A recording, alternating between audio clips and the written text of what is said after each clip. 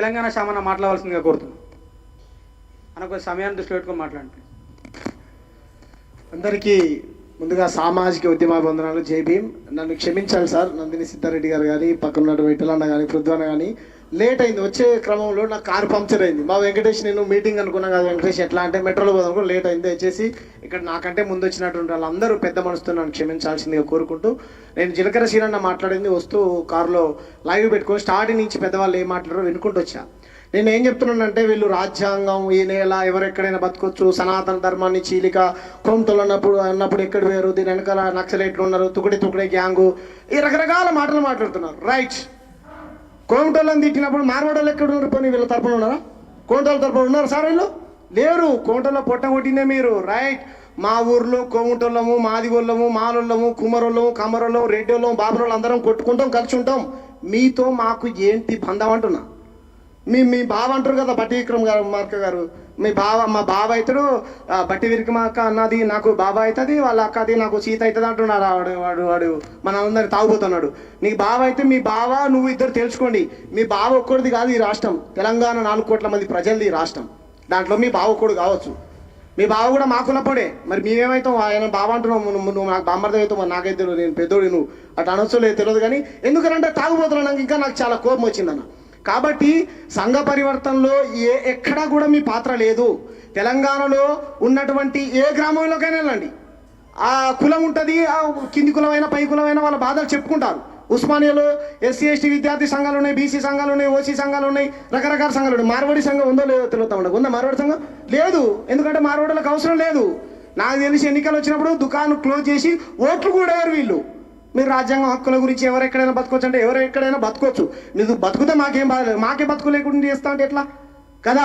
మీరే కులం పేరుతో తిట్టిరు. కమ్ జాతి వాళ్ళు అన్నది మీరే, పాల వృత్తిని అవమానించింది మీరే, ఆరకటికని శోన పండు కొట్టింది మీరే. అక్కడ కూర్చున్నటువంటి లక్ష్మి అక్క వాళ్ళ ఇంటికి వెళ్ళాను నేను. అత్తాపూర్ పిల్లర్ నెంబర్ 137 దగ్గర వాళ్ళ ఇల్లు ఉంటుంది. ఏం జరిగింది అక్క అని వెళ్ళి తెలుసుకున్నా.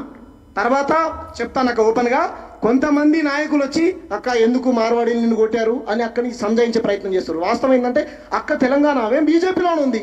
బీజేపీ వల్లనే కాపాడలేకపోతా ఉన్నాడు రాజాసింగ్ కానీ, మార్వాడి లత కానీ, బండి సంజయ్ కానీ. కాబట్టి మీ పార్టీలో ఉన్నటువంటి కార్యకర్తలకు మీరు రక్షణ ఇవ్వలేకపోతా ఉన్నారు. ఇక్కడ తెలంగాణ ప్రజలు దాడులు చేయరు, తెలంగాణ ప్రజలు తిట్టరు, మార్వాడీలు గుండాలు. ఎందుకంటే 1 కాదు 2 కాదు 100 దాడులు ఉన్నాయి. చారన్న చెప్పాడు, ఎల్లేరు కొట్టారు తూప్రాన్లో. వీళ్ళు ఎక్కడ పరివర్తనవాదులు? కాబట్టి మనం ఏం చేయాలి సూచన అంటే, మనల్ని ఎవరైతే కౌంటర్ చేస్తూ ఉన్నారో, ఉస్మానియా వేదిక మార్వాడి లత ఒక ఆమెతో ఎవరెవరితోనో చాలా మందితో పైసలు ఇప్పించి నన్ను తిప్పించింది. మార్వాడి లత గారు, మీరు భాష మీరు బట్టి పడితే వచ్చింది. కానీ మా పుట్టుకతో ఉంది కదా, మా అయ్యలు అవ్వని మాట్లాడే భాష కదా మాది.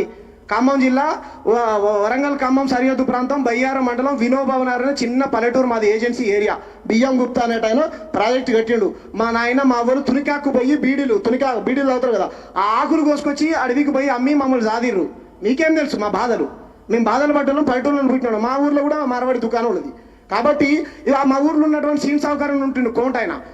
మా అమ్మ నాన్న స్కూల్కి పంపించినప్పుడు బస్ ఛార్జీ లేకపోతే 100-200 ఈ సౌకర్యం అంటే సీన్ సౌకర్యాన్ని ఆయన పైసలు ఇస్తుండే సార్. ఇప్పుడు ఆయన లేడు. పొట్టతేరు పట్టుకుని ఉపాధి కూలి కోసం వెళ్ళిపోయిండు. ఊరు వదిలిపెట్టి వెళ్ళిపోయిండు. ఊరంతా వలకాడైపోయింది. కాబట్టి తెలంగాణలో ఉన్నటువంటి కోట వృత్తులనే కాదు, అన్ని వృత్తుల్ని ధ్వంసం చేశారు వీళ్ళు. వీళ్ళ ఆధిపత్యాన్ని చెలాయిస్తూ ఉన్నారు. అది కాకుండా హైదరాబాద్లో ఉన్నటువంటి ముఖ్యంగా అది దాదూస్ కానీ, బింగోలేస్ కానీ, హల్దీరామ్ కానీ, చిట్పట్ కానీ, బికనియర్ వాళ్ళ కానీ ఇటువంటి మార్వడి కంపెనీలలో గోరక్షణ పేరుతోని గోశాలలో వచ్చేటువంటి పాలను పిండుకొని వీళ్ళ మిఠాయి దుకాణంలోకి సప్లై చేసుకొని వీళ్ళు ఏం చేస్తూ ఉన్నారు, గోరక్షణ అని పేరు పెట్టుకుంటా ఉన్నారు. మీకు చూపిస్తాను. ఎక్కడ మన నిజాంపేట దగ్గర, ఇక్కడ ప్రగతి నగర్ పక్కన నిజాంపేట దగ్గర ఒక యాదవ్ అన్న నాకు ఫోన్ చేశాడు. గోశాల మేము పెట్టుకున్నాం తర్వాత దాన్ని ధర్మం పేరుతో, గుడి పేరుతో కబ్జా చేసి దాంట్లో వచ్చే పాలు మొత్తం మార్వాడైనా ఆయన మిఠాయి షాపు తీసుకొని పోతున్నట. మరి తెలుగు ఆయన చేయొద్దా? తెలుగు హిందూ గోరక్షణ చేద్దా? అయినా చేయాలి. ఎందుకంటే దాంట్లో వచ్చేటువంటి పాలు ఆ గోవులను అమ్ముకోవాలి, పాలని వీళ్ళ దుకాణంలోకి అక్రమంగా సప్లై చేసుకుని వీళ్ళు కోటీశ్వర్లు కావాలి. ఒక దోపిడీ, మతం పేరుతో దోపిడీ. మతం చీలిక అంటారు బీజేపీ వాళ్ళు. మీకు ఒకటే చెప్తున్నాం మేము, మీరు కాషాయవాదులం, హిందువుల చీలిక అంటారు కదా. దాదాసాహెబ్ బాల్ ఠాకరే ముంబైలో లుంగి హటావో పుంగి బజావో అని ఉద్యమాలు చేశాడు. ఎవరికి వ్యతిరేకంగా? సౌత్ వాళ్ళకు వ్యతిరేకంగా, అక్కడ ఉన్నటువంటి గుజరాతీ మార్వాడీలకు వ్యతిరేకంగా ఉద్యమాలు చేశాడు. మేము అలా కూడా చేయలే.